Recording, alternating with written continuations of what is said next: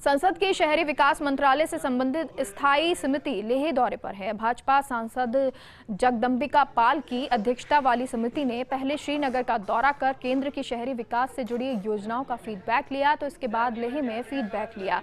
इस मौके पर सांसद जगदंबिका पाल से बात की सहयोगी दीपा बाफिला ने।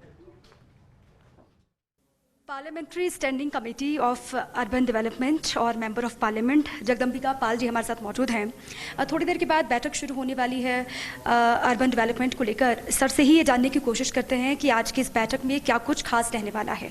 सर, अर्बन डेवलपमेंट को लेकर आज की इस बैठक में क्या होने वाला है? देखिए, अर्बन डेवलपमेंट की जो बैठक है या parliamentary standing committee on urban development की ये जो कमेटी है, ये आई है यूटी ऑफ लद्दाख और हम यूटी ऑफ जम्मू कश्मीर भी गए थे।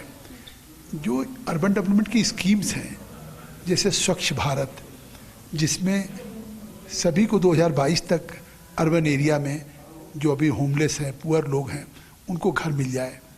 अमृत योजना में जैसे शहरों में सीवेज ट्रीटमेंट प्लांट नहीं है, तो उनकी लिए भारत सरकार आज अमृत योजना में पैसा दे रही है, हर राज्यों को दे रही है और पूरी फंडिंग एसटीएफ के लिए कर रही है, सॉलिड वेस्ट मैनेजमेंट के लिए कर रही है। तो इस तरह से जो भारत सरकार की स्कीम्स हैं अर्बन डेवलपमेंट की, उस स्कीम्स को जो यहाँ पे लागू हो रहे हैं, उस स्कीम की स्पॉट स्टडी टूर हम लोग कर रहे हैं कि कितना हुआ। जैसे मल्टी कार पार्किंग हम लोग अभी आज लेह में आए, कल यहाँ बैठक हुई, इसके पहले श्रीनगर गए थे, वहाँ बैठक हुई। फिर हम लोग डिस्ट्रिक्ट्स में भी गए और डिस्ट्रिक्ट में जाकर के हम लोगों ने बारामूला डिस्ट्रिक्ट्स में देखा कि वहाँ पे मल्टी कार पार्किंग बन रही है, सॉलिड वेस्ट मैनेजमेंट का प्लांट लग रहा है, सीवर एसटीएफ का प्लांट्स लग रहा है और रोड के लिए सबसे कि स्मार्ट सिटी भी आज हो रही है। तो इन सब कामों को देखने के लिए हम लोग आए और दोनों स्टेट के union territories of Jammu Kashmir, union territories of Ladakh के सीनियर ऑफिशियल्स के साथ बात किया। यूनियन टेरिटरीज ऑफ लद्दाख के जो यहाँ पे चीफ एग्जीक्यूटिव काउंसिलर हैं, जो एक ऑटोनमस हिल डेवलपमेंट काउंसिल है यहाँ पे, उसके चेयरमैन के साथ भी कल मीटिंग हुई।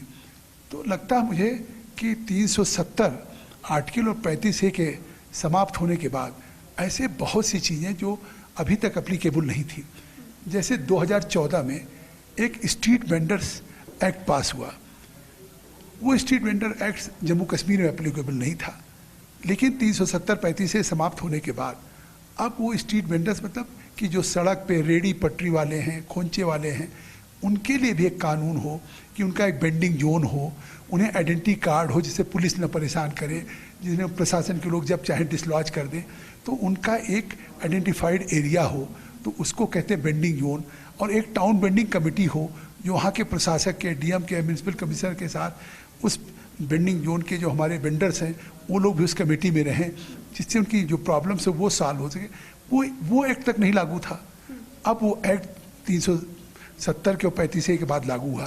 प्रधानमंत्री स्वनिधि में 10-10 हज़ार रुपया जब कोविड पैंडमिक के कारण जिस तरह से एक लॉकडाउन हो गया, तो जो दिहाड़ी मजदूर थे उनके सामने रोजी रोटी का संकट हो गया।